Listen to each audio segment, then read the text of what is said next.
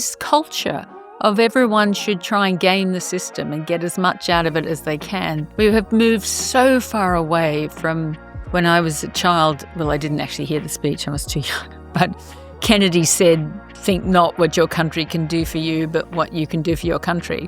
Well, now we've got a whole generation that is only interested in what they can get out of the government. They are not interested in putting anything back. They're not interested in setting up a business. The few that were setting up tech businesses are moving straight to the US. Do not pass go. Go into the US and collect your $200 there.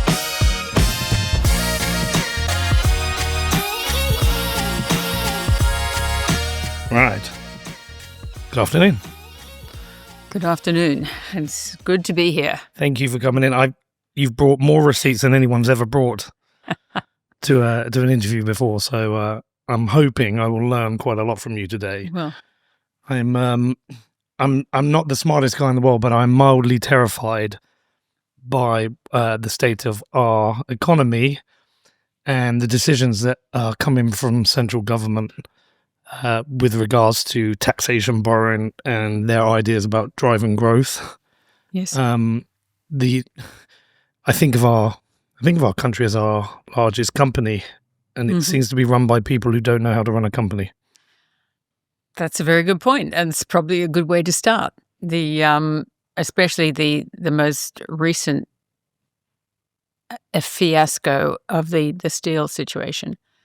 What I find is that governments, because of their ineptitude and the fact that they have no experience in what they're doing, push things out as far as they can. And this definitely started under Cameron and continued under the Conservatives, and now we've got the Labor Party doing it. And then suddenly we're calling Parliament in on a Saturday to do something about the steel industry, as if it just happened. And it's like, this has been losing money for years. The UK steel industry has major problems. Its biggest problem is demand. We don't actually have a big demand for steel. If you look at the production in China, they're producing over 1 billion tons of steel each year. We're producing 6 million, and we're wondering why we can't compete with them. And then of the 2 blast furnaces we still have going, we're not supplying any of the raw materials. So it takes 2.5 tons of raw materials to produce 1 ton of steel. And those raw materials are basically iron ore and coal, coking coal. Now, we could supply the coking coal, but the same Labor government that is now meeting on a Saturday to save the steel industry was also the Labor government that refused to allow a coking coal, a brand new, very green, obeying all of our environmental laws, regardless of how crazy they are. And it was meant to open 2 years ago, still hadn't opened, and the Labor Party have now closed that down. And they closed it down in March, and they're trying to rescue steel in April.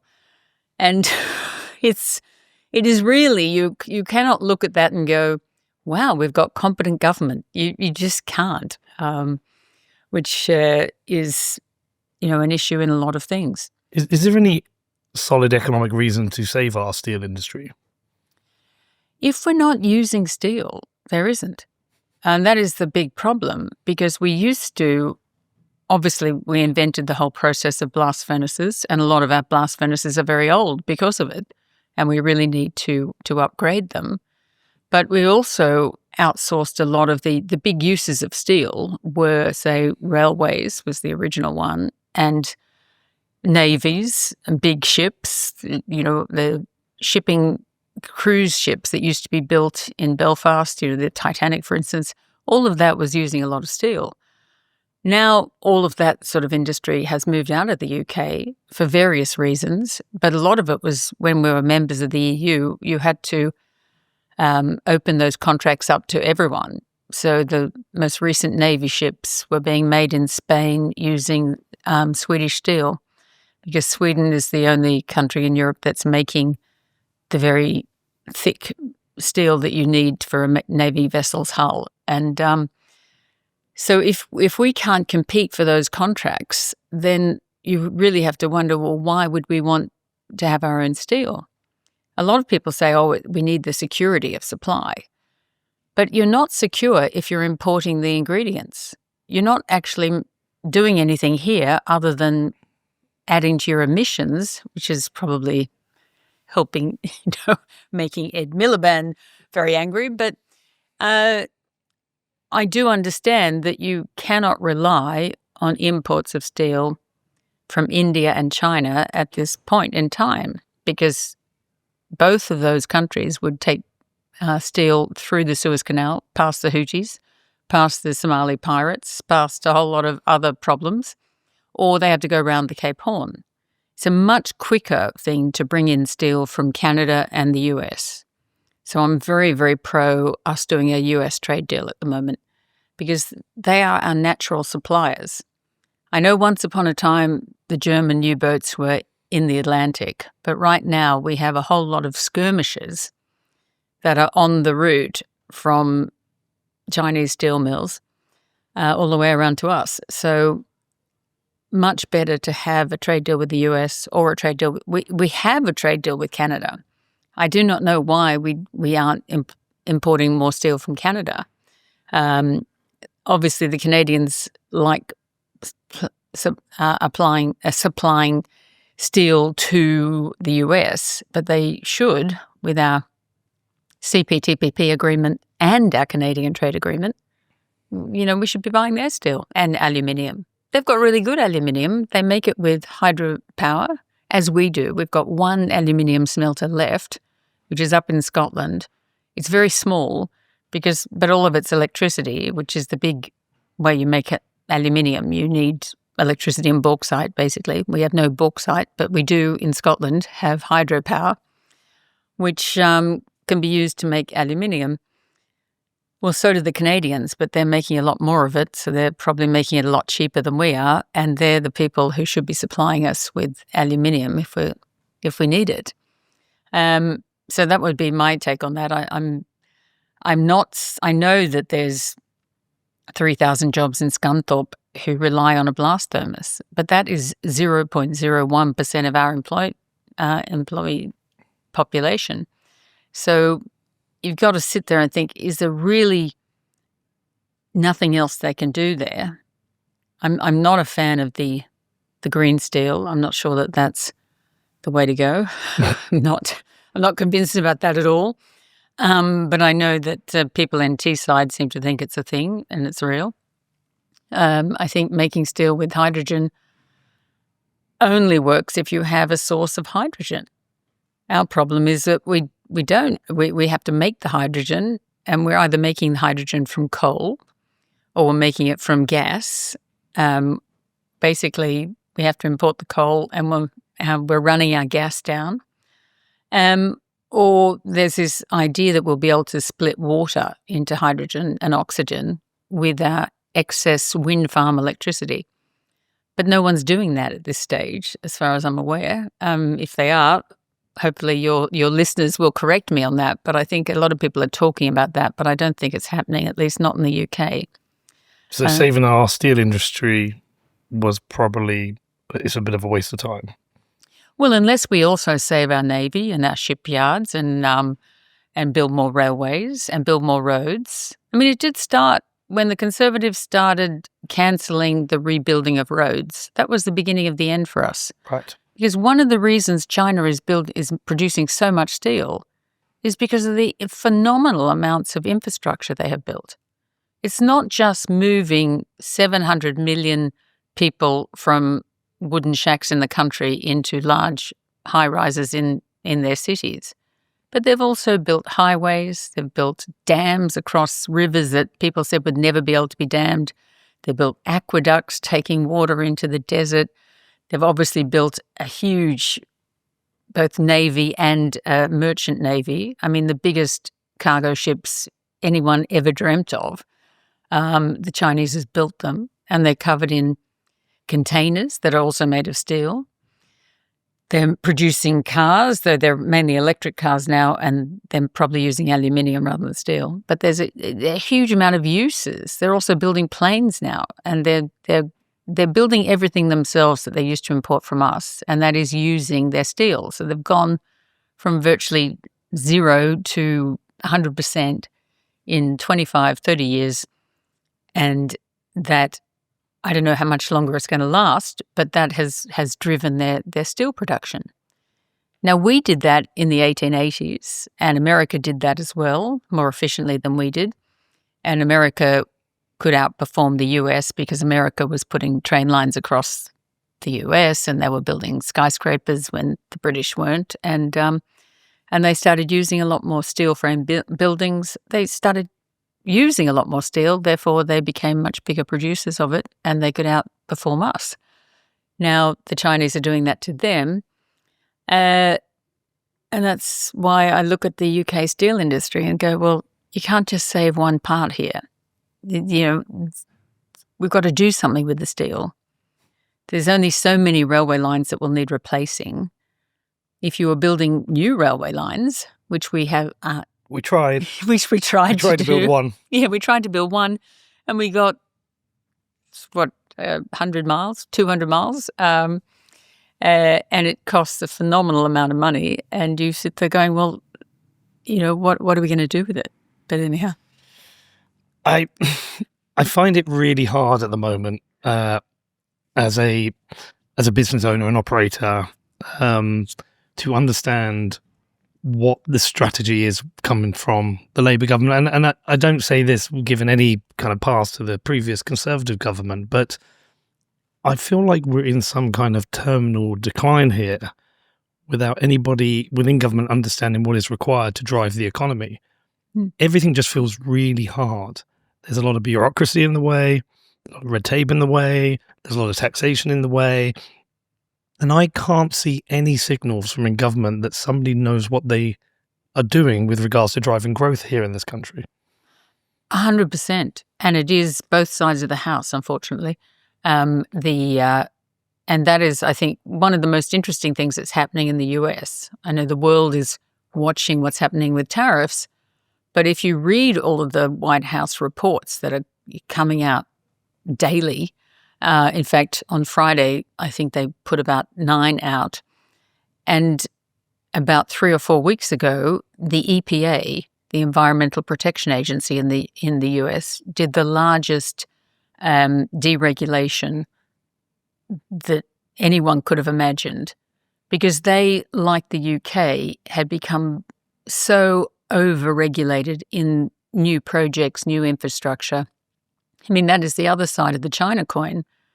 China is building all of this stuff because they don't have the regulations to stop them doing it.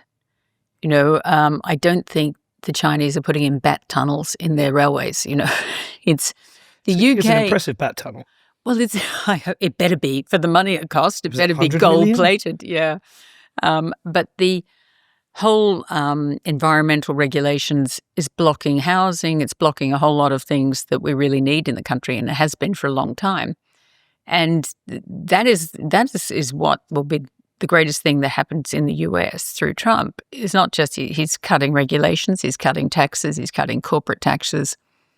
And we're going the other way. We're making it more and more complicated to run a business. Not only have we increased corporate taxes, which we did under the Sunak government when he was Chancellor, but we've also now, under the Labor government, we've increased the employment taxes. So it's much more expensive to employ people in the UK. We've also increased employment rights from day one of employment. That is really going to make people wary of employing anyone. We've done a whole lot of things that are anti-growth. There is no other word for it. And the fact that the government, this is probably all governments, probably not just this one, they have got into this idea that it's all a PR exercise. And they can say whatever they like, and the newspaper headlines will reflect that. And no one ever reads the fine print. No one ever actually looks at what they're doing. So the Labor Party was elected with a change mandate. And for the first 6 months of their being in power, pretty much everything they were doing, especially the things that really annoyed the general public, were things that had been started when the Conservatives were in power. So there was zero change. Now they're talking about growth. The next big thing, which started from October, was growth. And they're doing everything possible to prevent growth. But the man in the street who's employed and doesn't run a business, hasn't thought about this, he probably hasn't noticed. Oh, I'm not sure. I think there's a deep sense that there's something wrong in our country right now. Oh, well, I do think there's that sense, but they don't know, they can't pinpoint that the party that's talking about growth is actually doing this, and this, which is stopping growth. And they're very good at doing virtually nothing. Last week, the government decided it would help people by lowering tariffs. And because this is my specialty subject on a mastermind contest, I went through them line by line. And they didn't lower general tariffs. They lowered about 70 products by 10-digit tariff code. Tariff codes, each digit that goes on defines the product more exactly. So, the second chapter is, say, meat. And then when you add 2 more tariff codes, you'll get to the type of meat. And then you add a couple more, which will be the type of meat and the cut of meat. And then you get further down and it's how it's packaged and what quantity it's sold in. And if you go through the 10-digit tariff codes of the 70 products they cut the tariffs in, most of them are going to be, which they haven't cut yet, they're going to happen in about 2 weeks' time, chemicals, both organic chemicals and inorganic chemicals, which none of us use. A few of them are type of aluminium, including making cans. So that might come through to the consumer. And of the few foods that they've cut the tariffs on, several of them must be packaged in quantities that are beyond a consumer sale. So that, they're packaged, they're only cutting the tariff if the coconut oil comes in more than 6-litre packaging, and if you go to the shop, we're buying, 250 grams of it. So, these are commercial things to help maybe food manufacturers. There's 1 or 2 things which I think may help the US. It may encourage the US that we're serious about doing a trade deal. Most of them were things that had really low tariffs on them. So we're reducing the 2% tariff on nuts to 0. Well, whoopee-doo. Meanwhile, we've got 30% tariffs on apple juice, and 30% tariffs on a whole lot of juices that we could import cheaper. Every economist I speak to says that driving growth is actually relatively simple. There's some fairly simple things you can do with regards to taxation and red tape and bureaucracy that could significantly drive growth in the country. Rachel Reeves desperately needs the country to grow. Mm-hmm. The OBR reports we've had have had either cutting growth or minimal growth. How do you make sense of the fact they do not make these decisions that would drive growth quite easily? How do you make sense of this? I really have no idea. I've worked vaguely in the trade department. I have worked with people who I know had no experience of trade, and the people on the commission were all experienced people in trade, and the people in the department were, intelligent, smart, nice, helpful, friendly people who'd come straight out of university. It's like, or they got transferred from some other department so that they may have just got to grips with the health department or whatever other department they were working in, defence, and then suddenly they find themselves in trade. So that I think is our biggest problem, is we have incredible expertise in this country and none of it is working in government. Our biggest export, bigger than any goods export, is our services in what's called other business services. And this is lawyers, accountants, and consultants. And the big growing area of that is consultants. And to think we can export consultants, but the government, these people should be working in government. They should be running the country, and instead they're exporting their consultancy services to the US.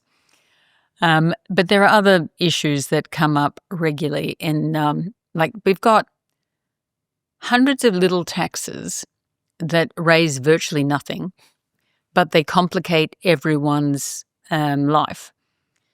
We have some tariffs that do raise a lot of money, and they're the most complicated things to run and don't raise actually more money than a simpler version. For instance, our VAT, which is on everything and in every level of production, the person who paid it on the bit they bought then recoups that as they export it to someone else, so that everyone is doing this paperwork to fill in their VAT forms, pay their VAT, and then recoup that VAT from the next person in the value chain. And you sit there going, eventually, this is paid by the person at the top, the retail person. Why the hell don't we just charge them and get rid of all of this reclaim, or lower the rate and say no reclaims? So just say, this is it. It's a sunk cost. It's 1%, but you don't get it back. So you don't fill in the forms. You don't get a refund. This would save everyone a huge amount of costs. And in fact, I think most businesses would accept that because they're probably spending more than the 1% on just doing the paperwork, keeping tabs on what VAT they've paid, what VAT they get back. But because of the money it raises, no one has ever thought about, can we do this differently? Can we just make this into a sales tax and get rid of all of the backward and forward? It was a tax invented by the EU, and it was a tax invented to raise money for the Brussels machinery, which was why originally that's where it was going. Because the UK didn't have VAT before we joined the EU. We had a luxury tax, which I actually would support, but we didn't have VAT blanket tax. And even now, on essentials like energy, we've still got 5% VAT. You're going, it's an essential. The clue's in the name. If you're going to cut VAT, cut it on that. We have no limits on which things we can have zero VAT on. But we've just kept what we had under the EU. So we've got zero VAT on unprocessed food, not on the food that most of us are eating. We've got zero VAT on children's clothes. That's great. Happily for that. Also books, antiques, art. Some of the list is things that aren't really in the general basket of goods. But we still have 5% on things that are compulsory, like child car seats. You cannot take your baby out of the hospital without having an official car seat to put it in. And yet we've got a 5% VAT on something that's actually the law. You have to have one, and we're going to tax you for doing it. We also do the same with the petrol VAT, which is ridiculous because we already have a petrol duty. So we charge them 52p on duty, and then we add 5% VAT to the cost of the petrol and the duty. We add them together to work out. And it's like, this is an essential service. Why are you doing that? Energy, 5%. So I would simplify VAT. But there's other things, like stamp duty on housing is one of the dumbest things that George Osborne ever thought of. And he did some dumb things.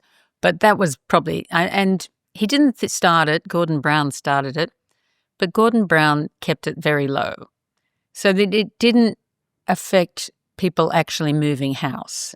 They could all say, well, it's a sunk cost, but it's not that big. Under Osborne, not only did we see, because of zero interest rates, massive increases in the value of property, but we also got massive increases in the stamp duty associated with that. So I know people who are in that family-forming age. They're married. Some of them have one child.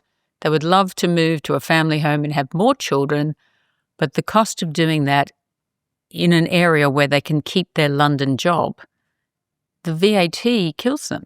They can't do it because of VAT. Stamp duty prevents them from doing it. So they've told me they can afford the mortgage. They have a good job. The bank will lend them the mortgage. They sell the one-bedroom flat. They can pay for the deposit on the family house. But when they look at sending the government £50,000 that they'll never see again, you can't get a mortgage on that, or £100,000 if they're closer to London, it's just like, no, we're not. We can't move. This is Therefore, we can't have children. Therefore, our population declines, and we have to import more immigrants to do the work. The humble bee, a keystone species crucial to the survival of Earth's inhabitants. Here's how things would look if bees vanished. And here's how they'd look if humans vanished. But imagine if instead we became a keystone species by doing things the right way, by taking responsibility for our actions and becoming the solution. Iron mines, the world's most responsible currency, the right way. Because the future depends on it.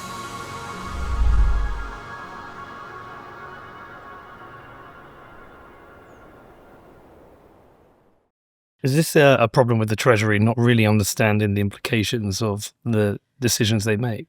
Yes, it's a problem with far too many people in the Treasury, straight out of university, never bought a house, probably just rent. Some of them probably live in their parents' basement for all I know, and they don't really understand how it works. I have had people tell me that they assume that all people who own houses own them 100%. To try and explain to them that, no, for the first 20 years of your 25-year mortgage, the bank owns the majority of the house. You just pay down that, and eventually in the last 5 years or so, it starts dropping really quickly, your mortgage against the value of the house. But until that time, most people do not own the house. They own a large debt. They own a massive debt, a debt that is multiples of their income.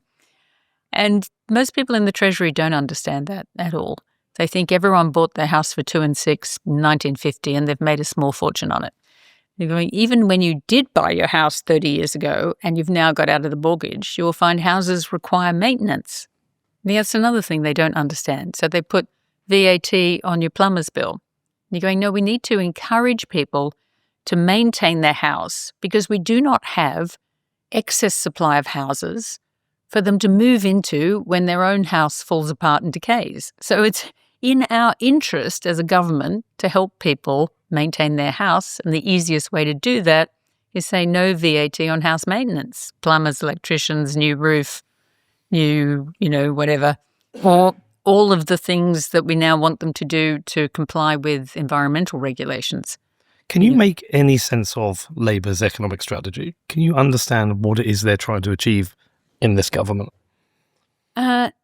No, I can't. Not even vaguely, because there's not, I think, a coherent plan. You've got one half of them are sort of student politics who want to get even with the people they perceive to be rich, without understanding that those people have either already left the country or many years ago in the 60s put all of their assets into some kind of family trust. So it's completely sealed off from Labor and their grasping hands. And they don't get that. And the other half is kind of talking about growth in this sort of positive way without understanding how you get there at all, because they do have no experience in running a business. It's kind of terrifying. It is, and their advisors have no experience. They're like all governments, their experience is in getting elected, and their main aim is in staying elected. And the fact that they have no qualifications to actually do the job when they get there is immaterial. It's this strange idea that they feel that they should be running the place, and they've never really thought about what they were going to do when they got there. I mean, to bring it back to America, one of the greatest things about the Trump administration was when it arrived, it knew exactly who it wanted to be running each department. It knew exactly what it wanted them to do. They had a plan. I know a lot of people are claiming they don't, but in fact, if you do, well, I have gone through their tariff plans and their trade plans very, very in great detail.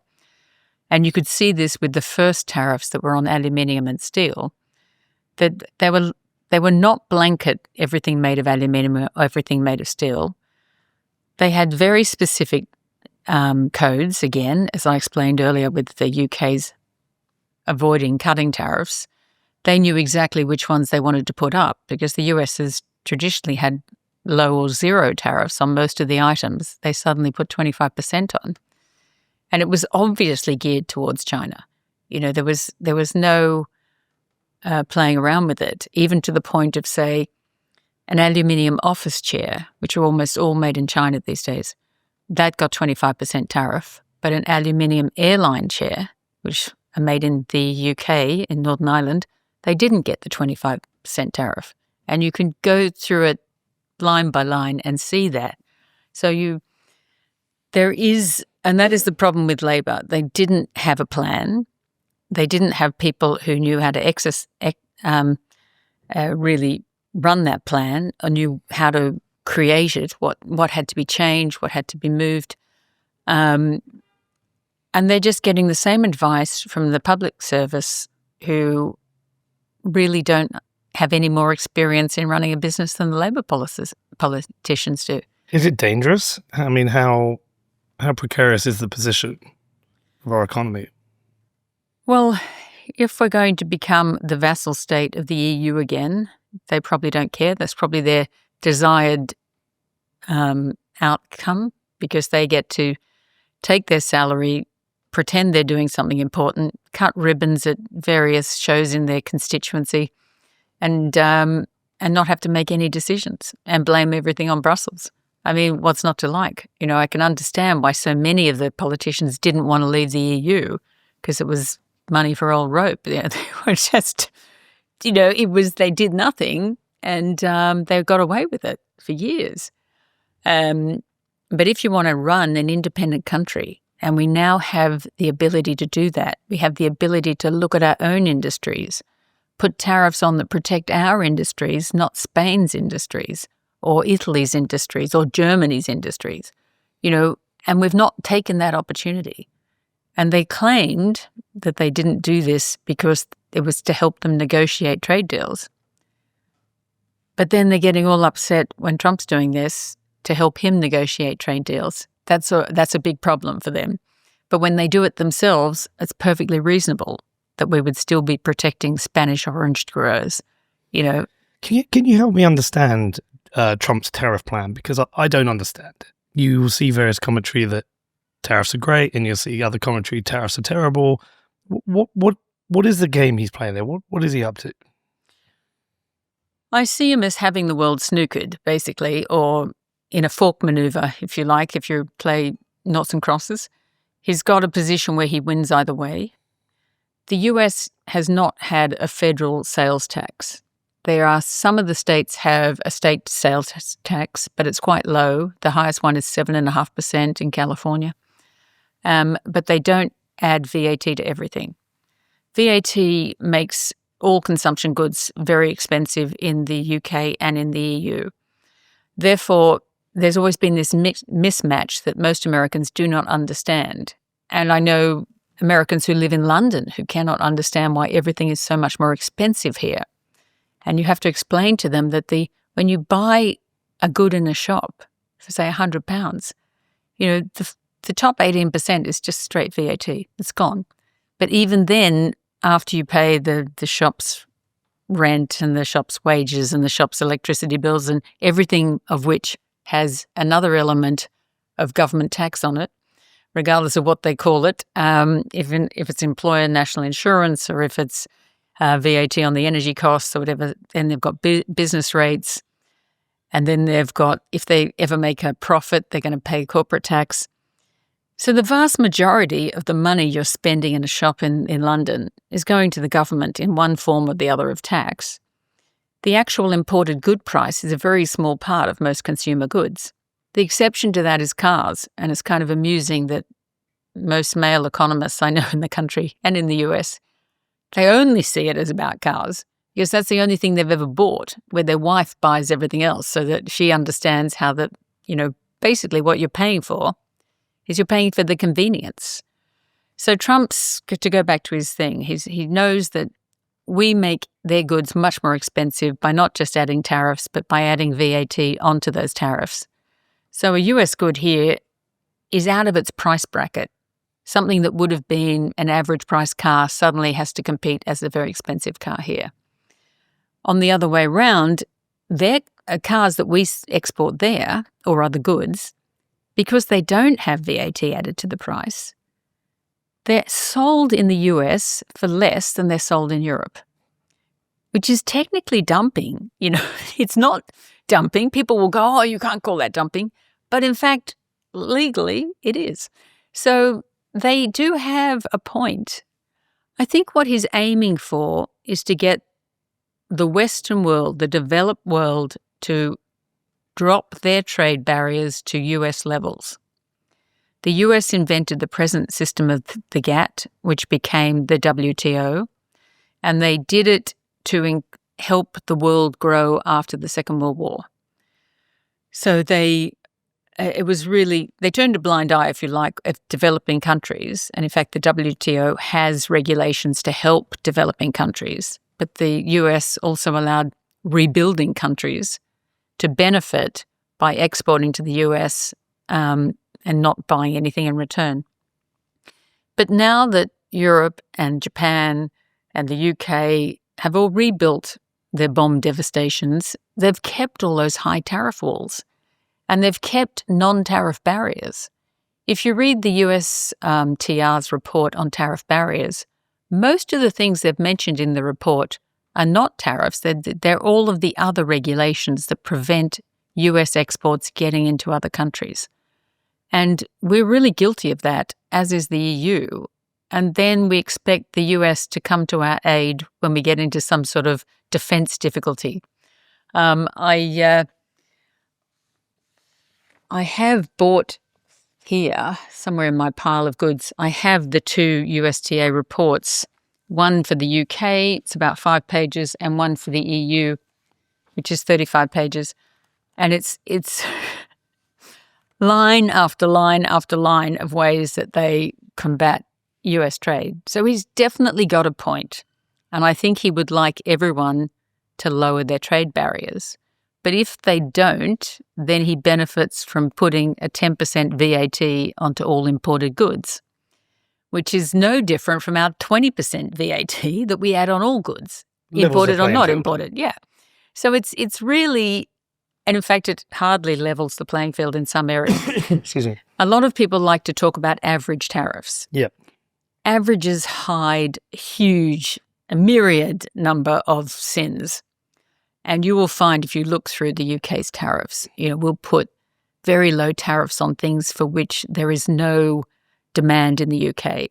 For instance, within the food tariffs, did you know we actually have a tariff line for things like donkey meat and horse meat, even though it's illegal to sell it here? We have a tariff line for bird's nests, for bird's nest soup and frog's legs and a whole lot of stuff that are not eaten in the UK, therefore not imported in the UK. But they have a tariff line, and when someone's calculating our average tariff, they're all bringing down the average. And you see that time and time again in all sorts of consumer goods, but also industrial products and things that are being bought in. So we have a huge number of zero tariff lines, and they're mainly on things we don't import, we don't need, we illegal to use, don't eat, whatever. Of the things that we do need and we do import, but mainly from the EU, we have massive tariffs. So we have 50% tariffs on butter. Our average food tariff is only 9.2% or something. But on the important stuff, frozen beef is 55%. So these tariffs are high enough to prevent any non-EU country exporting them to the UK. And even with countries like Australia and New Zealand that now have trade agreements with us, it's a lopsided agreement. Both countries removed all their tariffs immediately. The UK kept their tariffs on food, and really the only two things those two countries could export to us that we need is food. But we kept the tariffs on food, and we kept quotas on food, and we are slowly taking those tariffs down over 4 or 8 or 12 or even 16 years. So it will be 16 years before we can import from Australia as much beef as we presently import from Ireland, as in the EU country Ireland. It's not. It is incredible how often you'll see on the package of any beef in the UK, it'll say British and Irish beef, British or Irish beef. And I think a lot of people assume they're talking about Northern Ireland. They're not. They're talking about Ireland, Republic of Ireland, member of EU Ireland. So it's incredible how we hide behind averages. The number of times I've heard the BBC say, our average tariff is only 3%. You think, you're so innumerate, you don't even know how to make an average low. You just. What about the China tariffs? Because they're particularly high that Trump has set. Is that, again, just a resetting of the rules? Well, the point about the China tariffs is they didn't start now. When Trump got in power back in 2016, he put 25% tariffs on the important goods coming in from China and 50% tariffs on Chinese EVs. Biden didn't get rid of those tariffs. He doubled them. So there was 50% tariff on Chinese goods and 100% tariff on Chinese EVs under Biden. And did you hear about it in the press? Nope. Did the BBC mention it? Nope. Did I miss it somehow? Were they screaming about Biden putting 100% tariffs on EVs from China? No, it was like tumbleweed. Suddenly, when Trump gets in, those tariffs expired and he put 20% tariffs on everything in China for defense reasons. One of the reasons they also put tariffs on a lot of other countries, very high tariffs, is because under the first regime, all the Chinese did was move their factories to Cambodia and Vietnam and other countries, or they rerouted their transport. So a lot of the countries that have ports, Chinese-based ports through the Belt and Road, and occasionally countries like Sri Lanka that took a loan from China to build a new port, then defaulted on the loan, so that port is now owned by the Chinese. So the goods were going to that port and getting then sent to the US, so were coming in as a Sri Lankan good rather than a Chinese good. And the Chinese also put factories in Mexico, or they added something in Mexico to the good so it could come in tariff-free as a Mexican good. So you can see in the last 20 years, not even 20 years, last 10 years, from 2015, China was exporting about $500 billion dollars of stuff to the US, and Mexico was exporting about $300 billion. And over that time, they've swapped. So now Mexico's 500, China's 300. Chances are most of the stuff coming in from Mexico came from China first, landed there, had something added or changed the tariff code somehow and became a Mexican good and got in through tariff-free under the USMCA, which is why, though Trump did rewrite NAFTA and he designed the USMCA, that is why he's now torn that up, because he could see that there were big loopholes that no one thought about.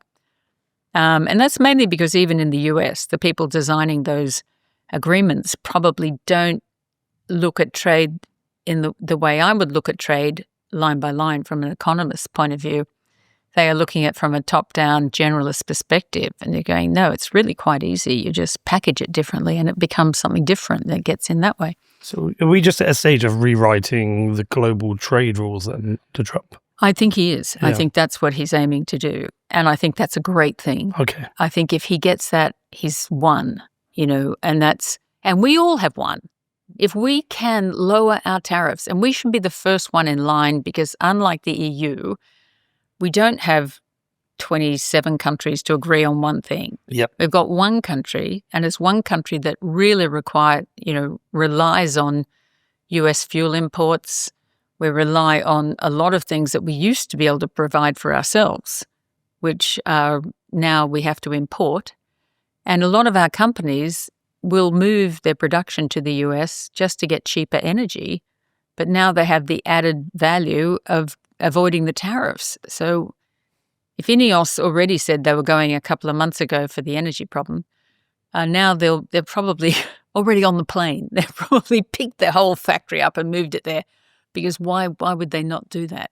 What about domestically? How do we fix our economy? How do we drive growth here? Because I could say I worry about the terminal decline of our country. It's so hard to do business at the moment. I know people want to create businesses, they want to invest, but the government seems to be putting everything in the way to stop it.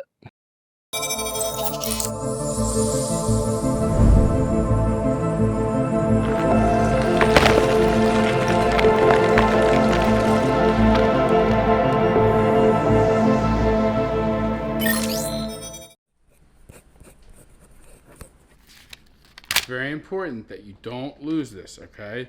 This is your inheritance through Bitcoin. Let Bitcoin rip. Don't rip up your Bitcoin. Set up inheritance with Casa. There are 3 things that are easy, and some of them are cheap. As I said, I'd get rid of stamp duty. It only raises about £10 million because so many people have stopped moving. And if 10 million? 10 billion, right? Sorry. Yeah, sorry. 11.6. 11.6 now, is it? Okay. So than you 1%. still round that down to 10, actually. I'm sticking with 10. But less than 1%. yeah, it's just nothing. It's about 1%. And meanwhile, it stopped a lot of people moving. And that's the problem, because our population is quite cylindrical. We really should have people moving out of a family home at the same rate as they're moving into a family home.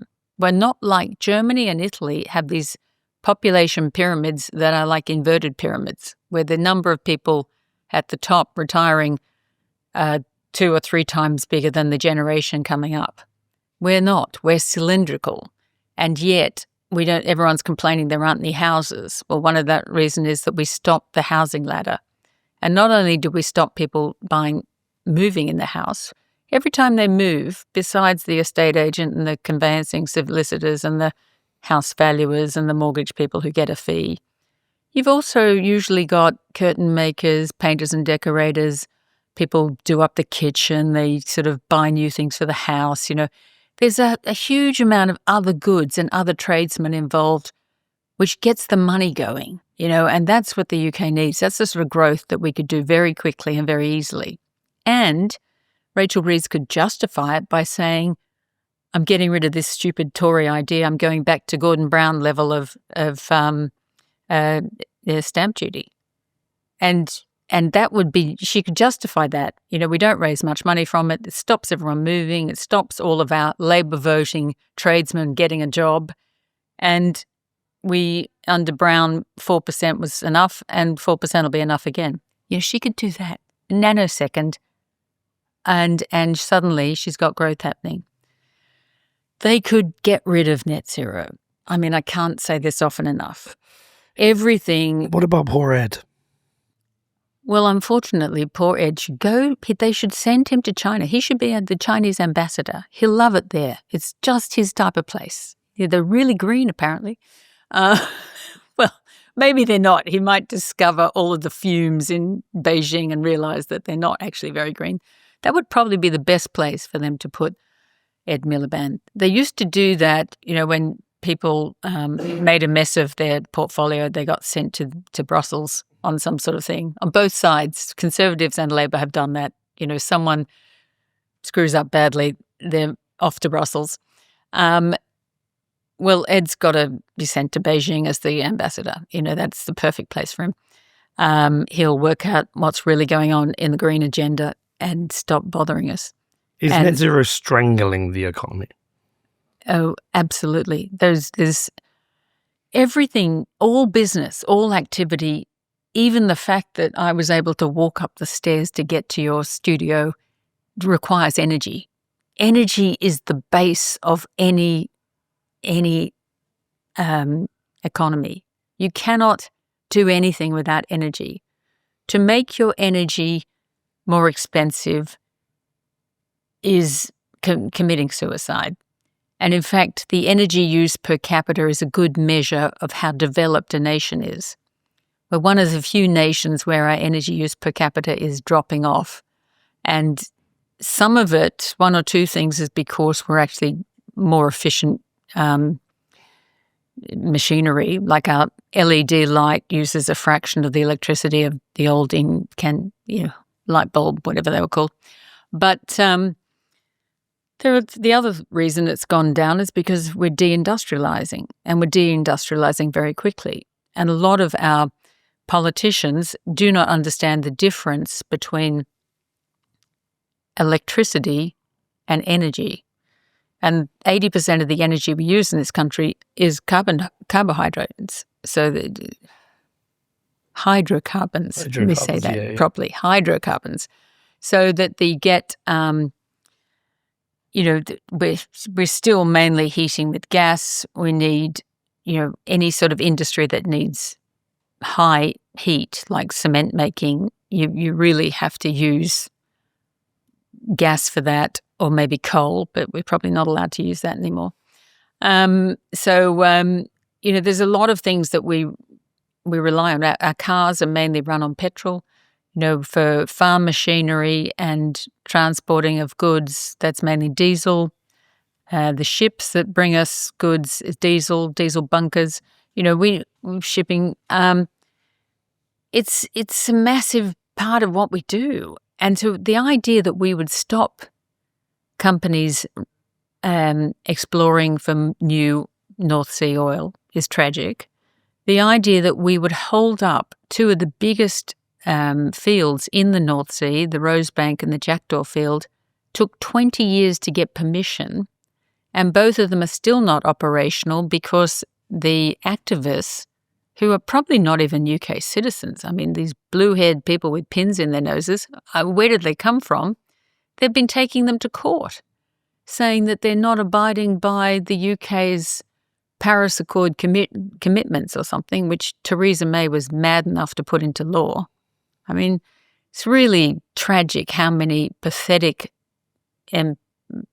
members of parliament and prime ministers we've had who do not understand anything about energy, but yet have cemented these rules into our system.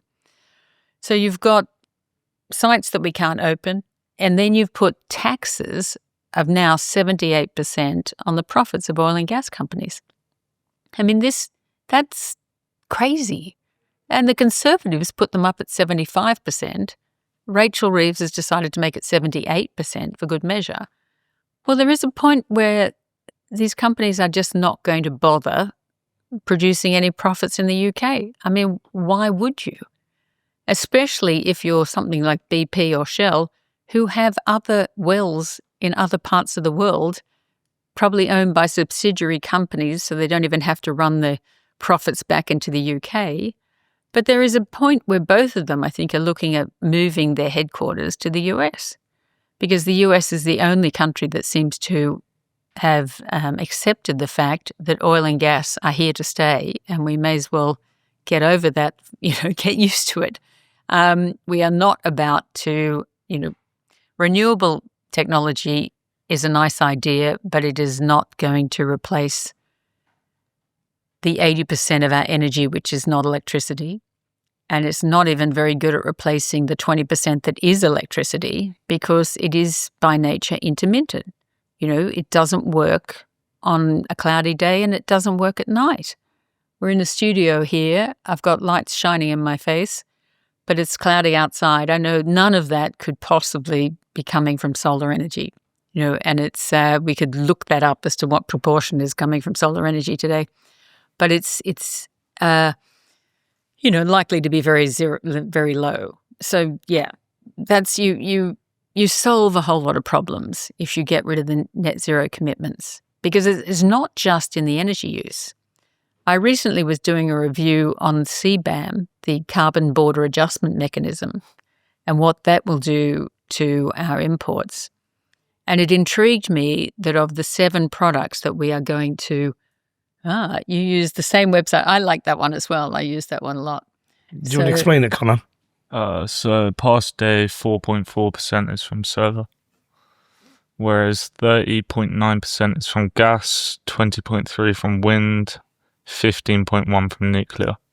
So, yeah, how's the solar doing? I can't read that. 4.4%. 4%, yeah. So the sun is shining somewhere, but not in London. How much But- have we spent to generate that 4%? Oh, no, don't even go there. I mean, that's terrifying, the fact that we'll be paying someone for the fact that it's not sunny today. And I think this has been mentioned many, many times on various shows, but there has been a review from the United Nations or the IPCC or someone about the best countries to do solar, because solar does work in Australia and it works in Arizona and New Mexico and a whole lot of 'Cause it's places sunny. that are, and deserts.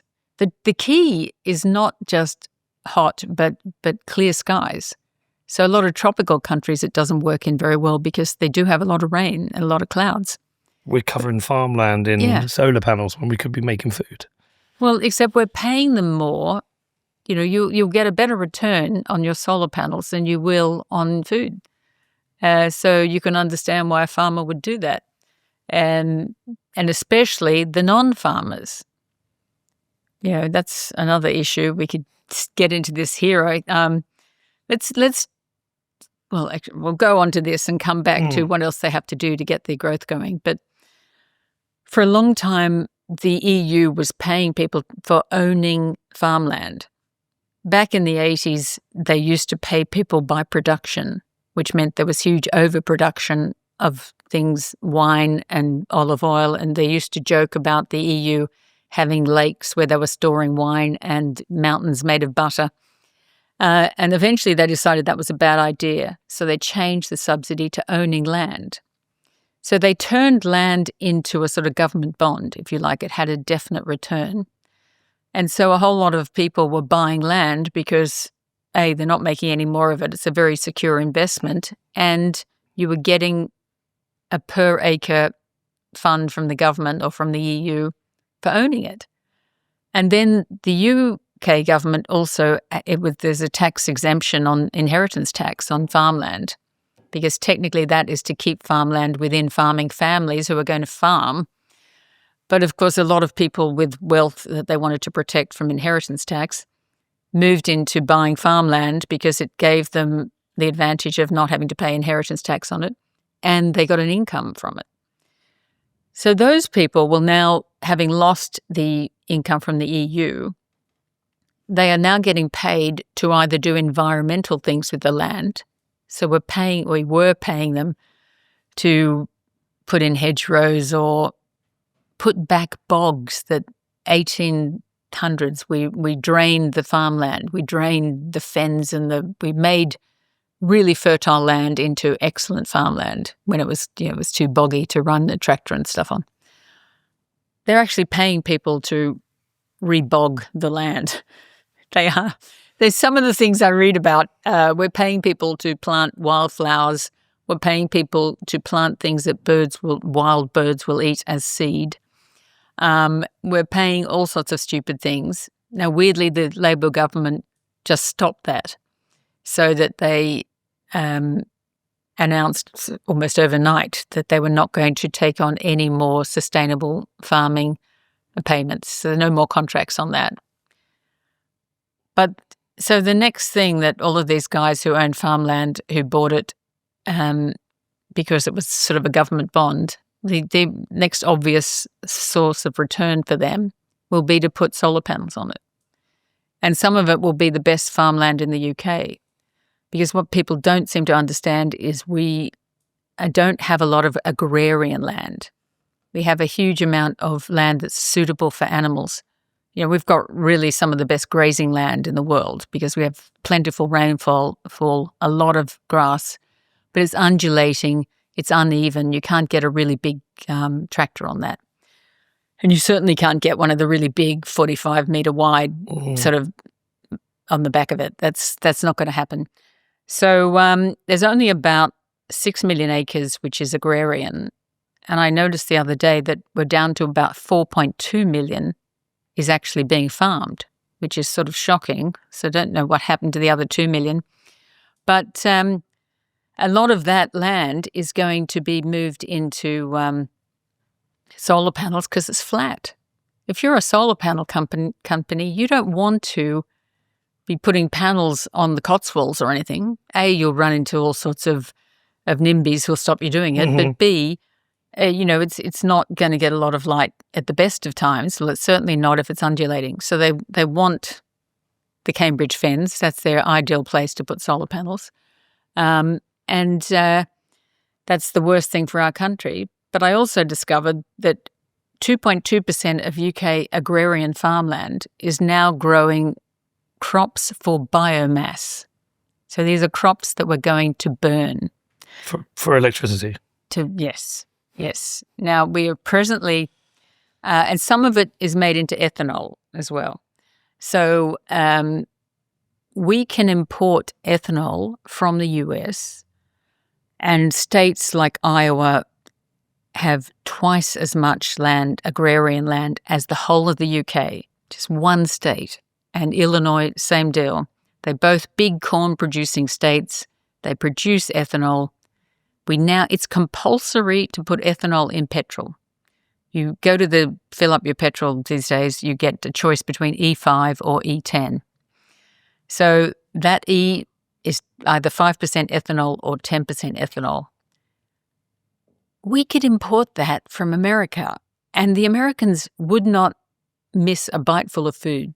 They can still feed their entire population and export corn all around the world. But instead, we put 24% tariffs on it. It's not actually a percentage. It's done on a pence per litre, but that was the relative value of it last year.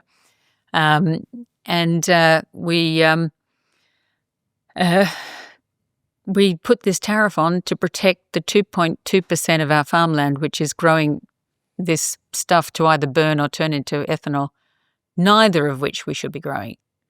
We import wood pellets from America as well, but we're not putting tariffs on that, I don't think. I hope not. But seems like every decision we ever make is the wrong one. Well, it's because, this sounds terrible, but I suspect most of the people who go into politics in this country studied maybe English, possibly history. A lot of them studied history, but older history rather than recent history. Very few of them are numerate. Very few of them did economics, real economics. I'm not talking about PPE. A lot of them did PPE. So they know a lot about politics. They know virtually nothing about money supply, microeconomics, macroeconomics. They just don't cover that sort of stuff. And most of them have had zero practical experience. It is one of the best things, I must say, about the Reform politicians is almost all of them have run businesses. Yes. And I would like to make that compulsory. I would like to say Agreed. The US has a rule where you can't be president if you're under 30. I would like to have a rule in the UK where you can't go into politics till you're at least 50 and you must have had some experience running a business before that time. Because there's nobody on the Labour front bench who's run a company. Well, unfortunately, there's not too many people on the Conservative benches I think either. there's two. Two? Yeah. Oh, wonderful. Well, that's a start. Out of 121, Yeah. So it's less than 2%. They should all be in that category, So stamp duty, net zero, what was the third one? Well, reform the VAT. VAT is just a massive problem. And I would also especially before anyone sets it up, these new employment right things. Oh, please don't. I have multiple companies. It's a nightmare. And sort of the GDPR as well. I was recently sent a contract and I noticed that of the 10-page contract, 5 of them seem to be about GDPR. I was just looking at this going, really? I'm an individual. I'm really not sort of a problem here, but I suppose it's all legal and their lawyers have said you have to put all of this in. I was going through when I was looking into the CBAM, which is terrible. It is almost all on building products. We are really going to hammer building products and they're all things that we import. This is the most ridiculous tax I've ever seen. Obviously, in fact, it's incredible how many young people I know who complain that there aren't enough houses. And yet it'll be one of those young people that decided that the appropriate things to put CBAM on, steel, aluminium, glass, but not all glass, not the glass you just drank out of, or the bottle there, sheet glass that you make into windows. That's the only glass we're putting it on. We're going to put it on cement. We're going to put it on ceramics. And you might think that's, Royal Dalton china or something. No, it's not. It's going on bricks. It's going on roof tiles. It's going on everything you need to build a house. I just looked at this list. The only thing that I wouldn't use a house, they're also putting it on fertilizer and hydrogen, which is also kind of crazy because without fertilizer, our food production will drop. And there's no point that half this green agenda is about using hydrogen. It's like, so why would we put taxes on imported hydrogen? But anyhow, they're planning on doing that. So I'd get rid of the CBAM completely. I'd get rid of the silly employment laws. That's crazy. And the CBAM, it's not just the CBAM, it's the whole, the government, and I think it started under Mark Carney, and if anyone from Canada is listening, I really would not. Be careful. Be careful. Be careful. Because in our financial service regulation, we got to put in new regulation when we left the EU, and they changed a lot of things, but they also slipped in that the Bank of England must be aware of the sustainable economy. I mean, it's not worded like that. And I notified several senior people about this, and both of them assumed sustainable meant enduring because they are people over the age of 50, and in their world, sustainable is a good thing because it means lasting. And yes, we want lasting growth. And I'm going, not in this context, it doesn't. These people mean sustainable as in the green, what David Cameron called the green crap. That's the sustainable. This has now leaked into our Ofcom rules and all of the regulators' rules, and they refer to it as sustainable as in the Finance Act. And most people will just assume that the Finance Act would mean sustainable in a financial sense, not an environmental sense. So that your average punter, if they even read the regulation, which they probably won't, but they might assume, they won't bother reading the Financial Services Act because they're pretty sure that sustainable when it comes to finance means enduring. And in fact, it doesn't. Sustainable in terms of finance now means environmental. So we've really snookered ourselves in this, and that's something that's got to change. So on this podcast, you are definitely hearing me talk about Bitcoin a lot. Well, why? We live in a really strange time with governments driving inflation with their reckless spending and endless money printing. There is a way out of this. There is a way to protect your money, and that is by stacking Bitcoin. I've made loads of shows about Bitcoin. You can go and research this. You can go and read the books. But the truth is, it is the hardest money ever created. If you are interested in protecting your financial future, it's time for you to get on the Bitcoin train. I've been stacking Bitcoin personally and through my businesses since 2017. It's protected me, it's secured my family's future, and it also strengthens all of my businesses. So if you want to start stacking Bitcoin, where do you do it? Well, for me, it's with Gemini. They're a fully licensed, full reserve exchange and custodian, so they give you a secure way for you to buy and own your Bitcoin. There's no risks and no funny business. So if you're serious about stacking Bitcoin the right way, head over to Gemini.com, which is GEMINI.com.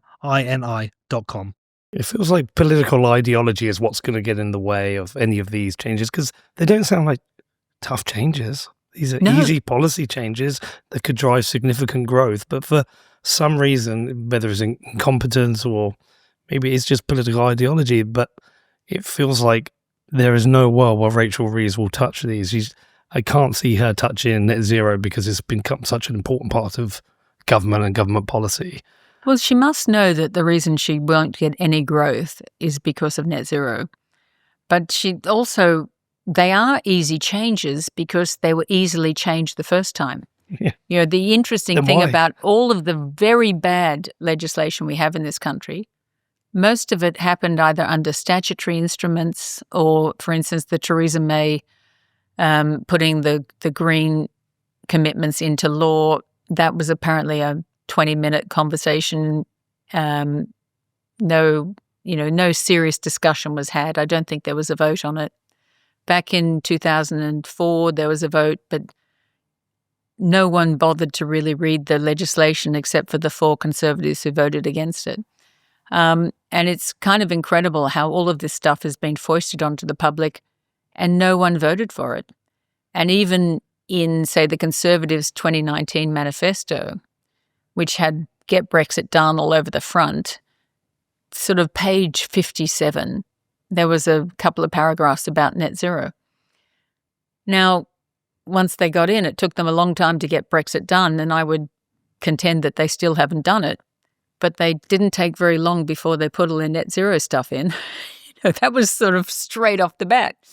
And you're going, but no one even noticed that was on your agenda because it wasn't spelt out. And the same with the Labour Party now. That's all the big agenda was change and growth.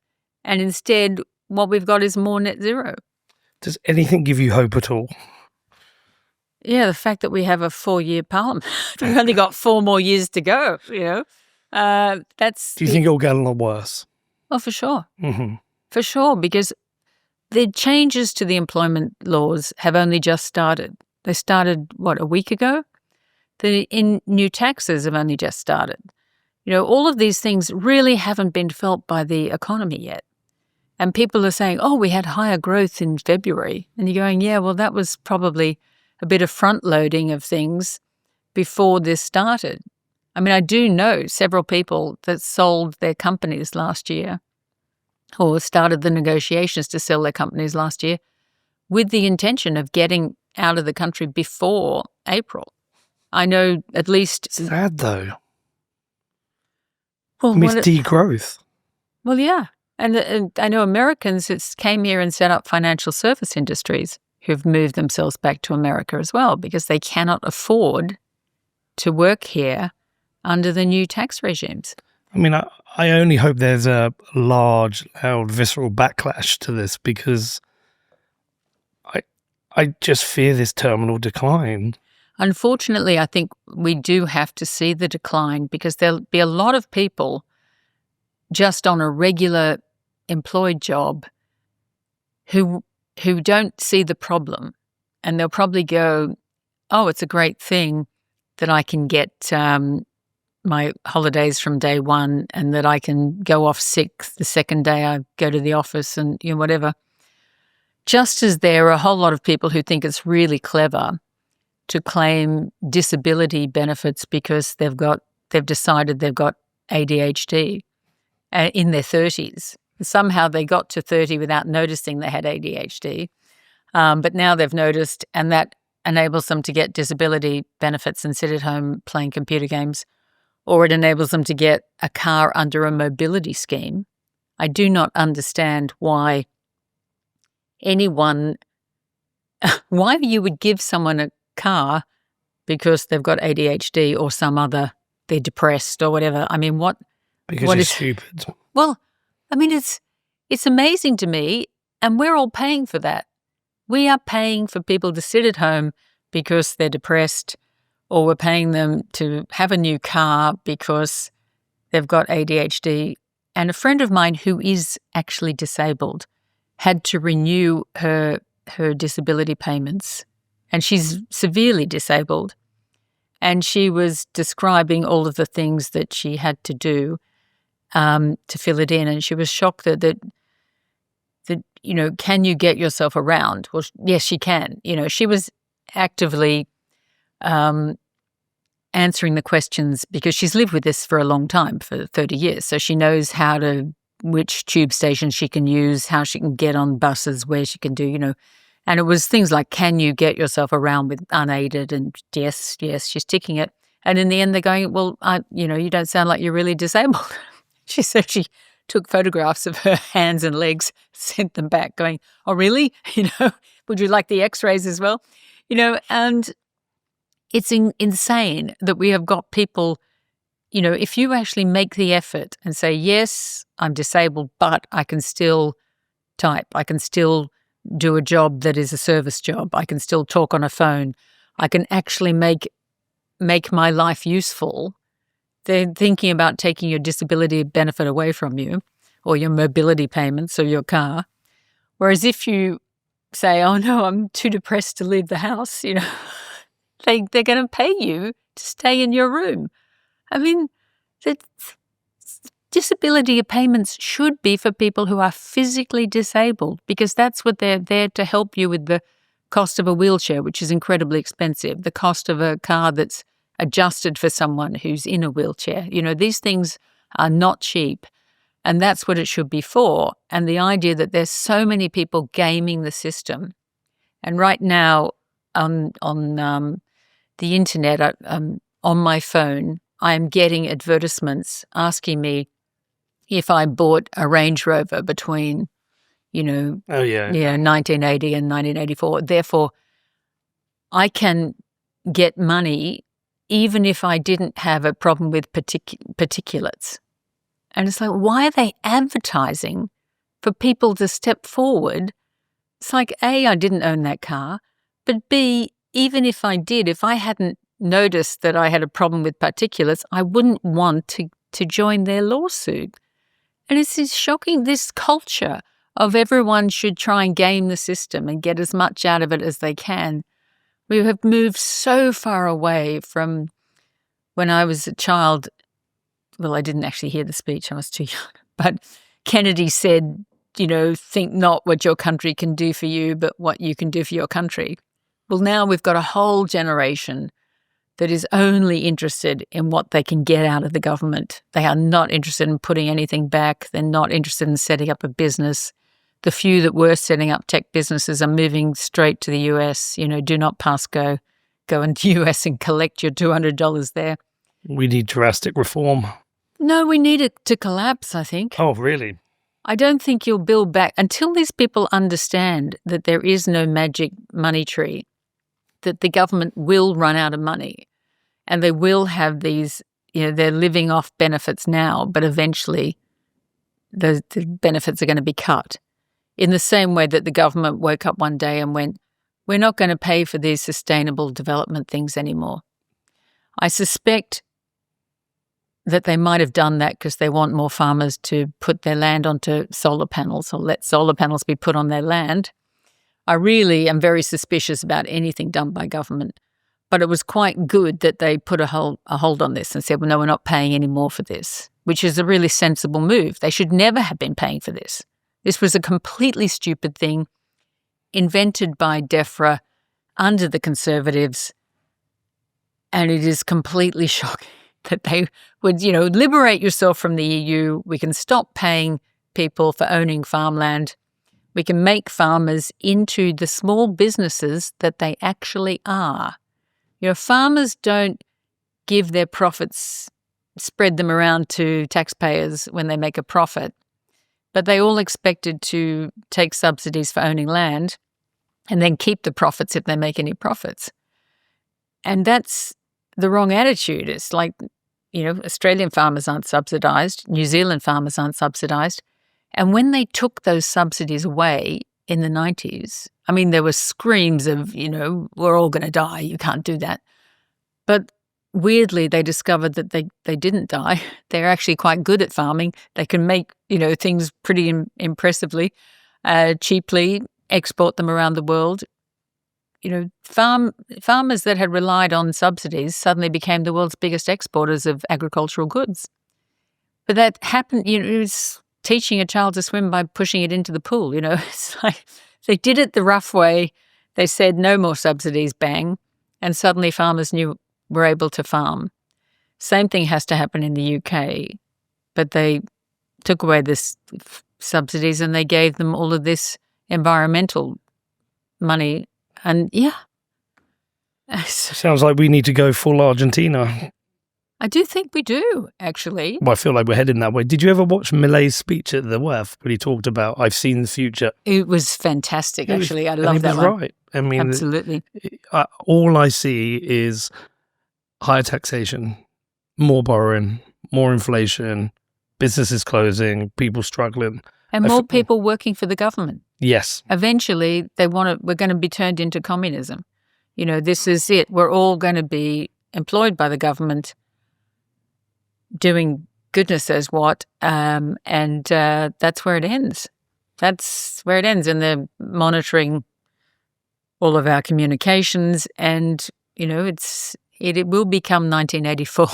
Gosh. And it's very depressing, I know.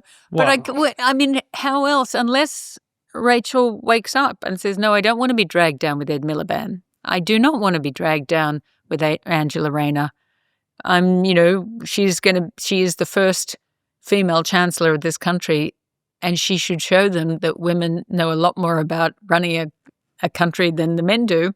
But she's not doing that. She's going along with all this rubbish. She's not standing up for herself. She's not saying, "No, we're dropping these taxes. We're dropping those taxes.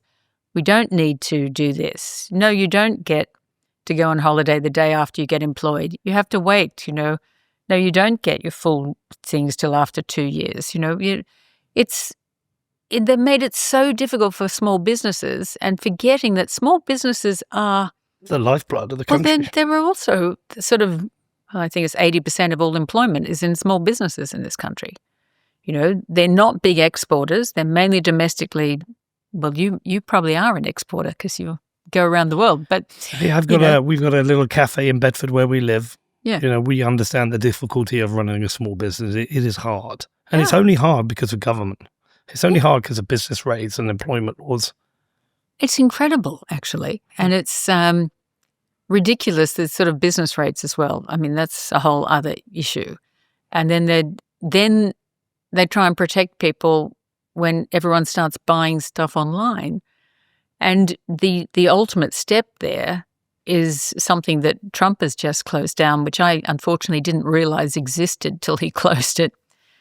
But the ultimate thing is, instead of buying something from a factory, not a warehouse, like an Amazon thing where you cut out the whole shop front and you cut out the business rates because you're taking it straight from the warehouse and sending it to someone, which eventually will kill all the high street. And then the councils get zero business rates. It's like that's where it goes.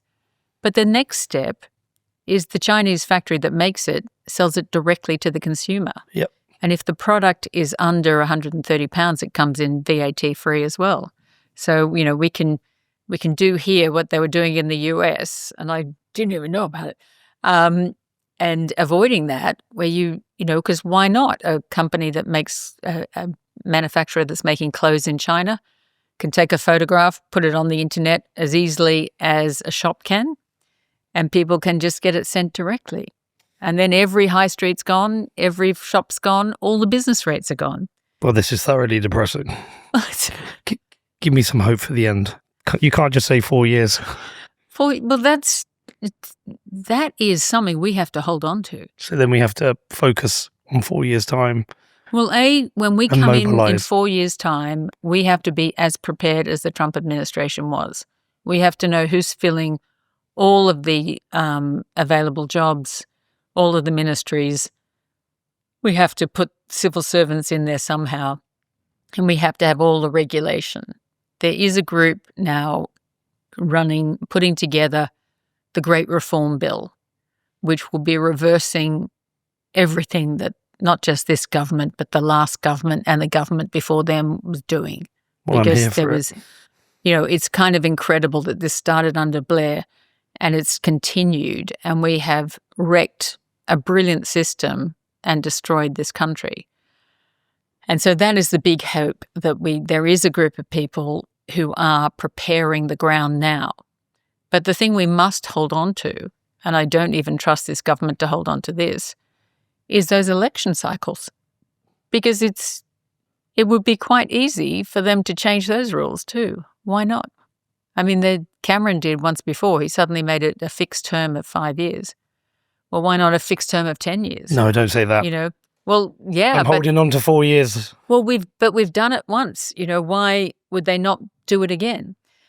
And that's something that everyone must be aware of. I'm seriously hoping that they get trounced in the local elections. I find it incredible that they cancelled many of them. And I cannot believe that didn't get bigger protests. The way our media doesn't notice this sort of stuff. Oh, I think they notice. Fundamental. Well, they didn't say It's the anything independent media that notices, not the central. Yes, not the BBC. It's who's just going to ignore all of that, and that is the real problem. Is you can't have a government that just decides to cancel an election, even one they're going to lose. You cannot have a government that can suddenly make it a fixed term of X number of years. And we have nothing in our constitution to stop them doing this. So that's we have people power. Well, our people are too busy playing computer games or taking photos for their Insta page or whatever they're doing, and they're not noticing. Oh, I think they are. I think people are noticing. Well, yeah. It's a depressing picture. But look, 4 years' time, we will have another election. Yes. I think there are good people out there who are signaling the issues, and I think people are starting to react. So all I hope is in 4 years' time, we have our, I don't want to say MAGA moment, but we have our moment where people come in with full reforms and fix this country, because otherwise I think I'm going to leave. Well, we do need to do that. We need to believe that Britain can be great again. We need to unite the United Kingdom. We have to get rid of the Windsor Framework. I mean, that was another tragic thing that was done by someone who doesn't obviously understand the history of this country. I think rather than the MAGA moment, I'm with you. I think a Millet moment. I'd like to see the Prime Minister with a blackboard ripping the names of various departments. No, the departments when he's throwing them on the floor. Oh, this department, out. This department, no, we don't need that. There are literally, hundreds of jobs in Westminster that could be reduced or replaced with a computer. I'd love to get a Doge going. That's been phenomenal and terribly frightening to see where US taxpayers' money was going. I mean, a lot of it was coming here and funding these activists that are preventing us from opening new oil wells. And people, the groups that are vandalizing priceless works of art in our museums, were all being funded. We should chop their hands off. I must say, I'm really intrigued that they were even allowed into the museums, because I go to the museums quite regularly and they'd have bag checks. And I do not know how these kids get in there with soup and paint and whatever else. And I don't understand why there are no guards. And the only people in the room seem to be people filming them. And it's like, well, why doesn't even one of the bystanders go and stop them? I mean, I thought it was fantastic when they were throwing paint on the Stonehenge, that it was a Japanese tourist who took the kids down, who tackled them. Good lad. I think it was a woman. Oh, was it? And it was, the Japanese stood up for our heritage while the British people didn't want to lose their place in the queue, probably. I mean, unreal. And you think, what is wrong with Britain where people will not take a stand and say, no, this is not right? It drives me mad. It drives me mad. And when people do, I did talk about this the other day with someone. I went to, I did a gap year in Italy when I was 17, in the days when no one had a mobile phone. I was in a student town and you had to sort of look after yourself at the age of 17. Your parents expected you to be able to do that. But I also said at the time it was a community where if someone was hassling you, a bystander would step in. They were very, they looked after other people. No one would just ignore it and walk by. Where now in London, people would just walk by, or they'd take their phone out and film it. Yeah. They'd go, oh, look, someone's beating her up, or someone just stole her handbag. Let's film this. The world is really, I don't know how this happened. I despair.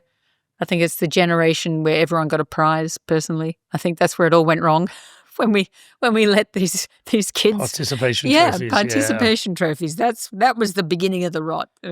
Well, I believe we can fix things. I have an optimism for 4 years. I think that's where I'm going to focus myself. Unless I'm definitely focused on 4 years' time. That is key. Unless we can convince enough people of the present Labor Party that they don't have to go down with the ship. They can stand up now and make a difference. Good luck with that. Well, there must be someone there. I think there's some people in the Trade Department who understand. There's at least one former Blair government, and it's kind of weird to feel nostalgic for the Blair government, but considering what's happened since, they were actually better at running the government than, most of the right-wing economists I know would happily go back to the level of taxation we had under Blair, which is kind of incredible. I know, it's insane. When, and you sit there going, well, how has it got so hopelessly wrong? Why are we nostalgic for that period of time? Because things have just got worse and worse and worse. Now, the group that want to go back and get rid of a lot of the things that Blair changed, they believe that the rot started there because he changed the way we do business and he got rid of the law lords. He made the Supreme Court. He changed a lot of the rules. The Supreme Court continued to make up their own rules. Everything sort of snowballed from there, which is probably true. But at the same time, things were much better then than they are now. So it's like wind back, start again, think about how we retrace our steps and work out what we have to change. And we'll get there. We got to start with energy, and everything else falls into place after that. I did, I'll just add. Yep. When I was reviewing the CBAM, I noticed that in a big building company's annual report that I was looking through to sort of see how these costs would affect them, what their use of materials and things was. Most of the report, and it's thick, was about DEI, ESG, all of that stuff's got to go as well. It's not enough to get rid of our environmental regulations. We have to get rid of DEI. We have to get rid of ESG. People have to be employed on merit. We have to strip it all back. Yeah. I mean, it's just the idea that you can be employed because of your inabilities rather than your abilities is so insane to me. I feel we have gone through the looking glass. The whole world is upside down, and this is got to stop. Well, we will flip it back. Yeah, exactly. Thank you so much for coming in. I really appreciate it. I'm putting up with my voice because it's been a couple of weeks of losing it. But thank you to everyone for listening as well.